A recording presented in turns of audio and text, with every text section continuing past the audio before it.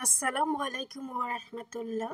সকল প্রিয় বন্ধুদেরকে নতুন একটা ব্লগ দেখার জন্য স্বাগত জানাচ্ছি। আজকে আমার ডায়েটের দ্বিতীয় দিন শুরু করছি। দ্বিতীয় দিনটা শেয়ার করছি আপনাদের সাথে। এখানে একটা স্লিম টি নিয়ে আসলাম।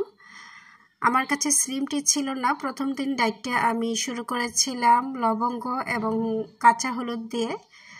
তো এখন স্লিম টি নিয়ে আসছি। এই স্লিম টি দিয়ে এখন সকালটা শুরু করব। রাত্রের বেলা আমি চিয়া সিড ভিজিয়ে রেখেছি, ভিডিও করা হয়নি অফ ক্যামেরাতে। আর এখানে একটা টি প্যাক দিয়েছি স্লিম টি, এটাকে আমি ফুটিয়ে নিয়েছি 5 মিনিটের মতো।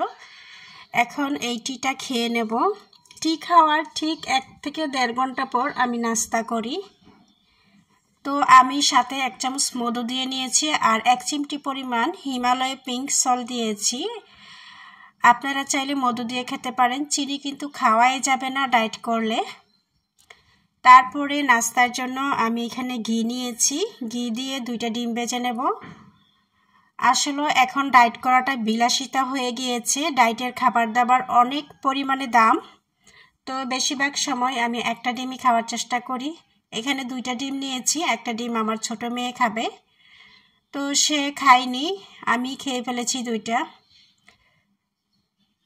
তো 2টা ডিম ভেজেছি আর 1 মুঠো পরিমাণ বাদাম ভেজে নিচ্ছি। ডায়েটের সময় যাদের সামর্থ্য আছে আরও ভালো মানের বাদাম খেতে পারেন, কাজু বাদাম, পেস্তা বাদাম, আখরোট, ওইগুলো আরও বেশি উপকার। তো আমি আমার সামর্থ্য অনুযায়ী চীনাবাদামই নিয়েছি, যদি সামর্থ্য হয় ওইগুলো ইনশাল্লাহ কিনে নেব। আর এখানে সালাদ কেটে নিয়েছি, সালাদের মধ্যে হিমালয় পিঙ্ক সল্ট দিয়েছি আর 1 টুকরা লেবু দিয়েছি 1 চামচ পরিমাণ। এইভাবে খেতে আমার ভীষণ ভালো লাগে। আর এইখানে চিয়া সিড নিয়েছি, চিয়া সিডে 2 চামচ পরিমাণ দিয়ে দিচ্ছি লেবুর রস আর দিয়ে দিচ্ছি 1 চিমটি পরিমাণ হিমালয় পিঙ্ক সল্ট। এখন অনেকেই প্রশ্ন করতে পারেন যে আমরা যেই লবণ খাই রেগুলার ওইটা দিতে পারি না। ওইটা ডায়েটের সময় না খাওয়াই উত্তম, কারণ ওই লবণটা শরীরের চর্বি গলাইতে সাহায্য করে না, হিমালয় পিঙ্ক সাহায্য করে। আর এখানে আমি 4-5টা নিয়েছি আঙ্গুর, 2টা নিয়েছি খেজুর। এই হলো সকালের ব্রেকফাস্ট। তারপরে দুপুরের রান্নার জন্য চলে আসলাম। দুপুরে রান্না করব আজকে তেলাপিয়া মাছ। তো মাছটাকে ভালো করে গরম পানি দিয়ে কচলিয়ে ধুয়ে নিয়েছি। এখন লবণ, হলুদ, মরিচ, অল্প পরিমাণে সরিষার তেল দিয়েছি। যেহেতু আমি ডায়েটে আছি, তেলের পরিমাণ তো অনেক কমিয়ে ফেলতেছি। আশা করি আগে যারা আমার ভিডিও দেখছেন এখন দেখলে বুঝবেন। এই প্যানের মধ্যে আগের দিনে আমি সরিষার তেল দিয়ে মাছ ভেজেছিলাম, তো ওই তেলটা রেখে দিয়েছিলাম। ওই তেলের মধ্যে অল্প পরিমাণে তেল দিয়ে এই মাছগুলো ভেজে নেব। আজকে মাছটা ভেজে রান্না করব। তো সব সময় একই রকম খাবার তো ভালো লাগবে না, যেহেতু ডায়েট শুরু করেছি। এক সময় ভেজে খাবো, আরেক সময় না ভেজে খাবো, যতটা হেলদিভাবে রান্নাটা করা যায়। তো এই অল্প পরিমাণ তেলেই আমি মাছ ভেজে তারপর এই তেল দিয়েই মূলত আমি রান্নাটা করব। এখন এই মাছটা রান্না করব সিম দিয়ে, টমেটো দিয়ে, আর সাথে 2টা আলু দেব আমার ছোট্ট মেয়েকে ভাত মাখিয়ে খাওয়ানোর জন্য। ডায়েটে আলুটা খাওয়া নিষেধ আছে। কাঁচা কলা, মাটির নিচের কচু, এই ধরনের খাবারগুলো কার্বোহাইড্রেট জাতীয় খাবার, এই ধরনের ভারী খাবার খাওয়া যাবে না, তাইলে ওজন কমবে না। আপনারা দেখতে পারতেছেন মাছ ভাজার ওই অল্প পরিমাণ তেল দিয়ে আমি রান্নাটা করতেছি। এখানে সিমগুলো, আলুগুলো আগে ভেজে নেব, একটু লবণ দিয়ে এই তেলটার মধ্যে একটু ভেজে নিচ্ছি। আর অল্প পরিমাণে দিয়ে দিয়েছি পেঁয়াজ কুচি,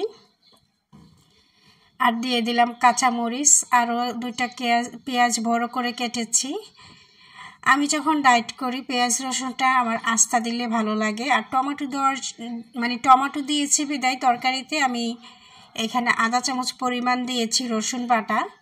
এভাবে নেড়েচেড়ে কিছুক্ষণ কষিয়ে নিয়েছি, অর্থাৎ ভাজা ভাজা করে নিয়েছি। তারপর পরিমাণ মতো গ্রেভি দিয়ে এক এক করে মাছগুলো দিয়ে দিচ্ছি। সবগুলা মাছ আবার আমি রান্না করব না, এখানে আমি 2 পিস মাছ খাবো আর বাকি মাছগুলো আমার মেয়েকে খাওয়াবো।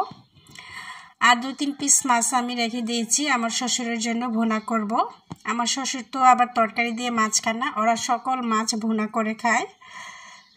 তো এইভাবে সহজ এবং সিম্পল করে রান্না করে আপনারা ভাত দিয়েও খেতে পারেন। আমি এখন যেভাবে রান্নাটা করেছি এত বেশি টেস্টি হয়েছে, যারা এভাবে রান্নাটা করেন এবং খান তারা জানেন। আর এই ধনিয়া পাতা দিয়েছি, শীতের দিনে তো ধনিয়া পাতা দিয়ে যে কোনো তরকারি খেতে ভীষণ মজা লাগে, শীতের সবজি। রান্নাটা আমার কমপ্লিট হয়ে গিয়েছে। আর কমপ্লিট হওয়ার পর আমি এখানে 2 বেলার সালাদ কেটে নিচ্ছি। আপনারা চাইলে সালাদ না করতে চাইলে শসাটা আস্তা কেটে, টমেটো আস্তা কেটেও খেতে পারেন। তো আমি আস্তাও খাই, এখন কেটেও নিচ্ছি।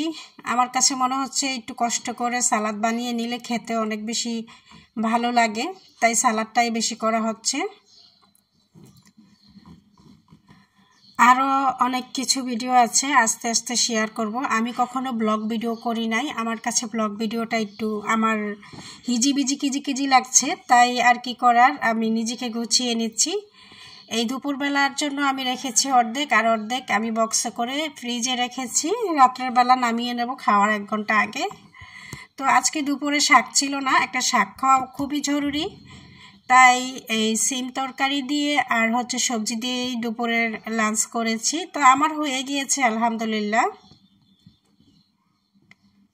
আর রাতের খাবারে যে সালাদটা রেখেছিলাম, ওই সালাদ, 1 মুষ্ট বাদাম, একটা ডিম, আর ওই যে চিয়া সিড বিকালবেলা ভিজিয়ে রেখেছিলাম, এই হলো আমার সারাদিনের খাবার দাবার। আপনাদের সাথে শেয়ার করলাম। কেমন লাগলো ভিডিওটা অবশ্যই কমেন্ট করে জানাবেন। আজকের মতো আল্লাহ হাফেজ।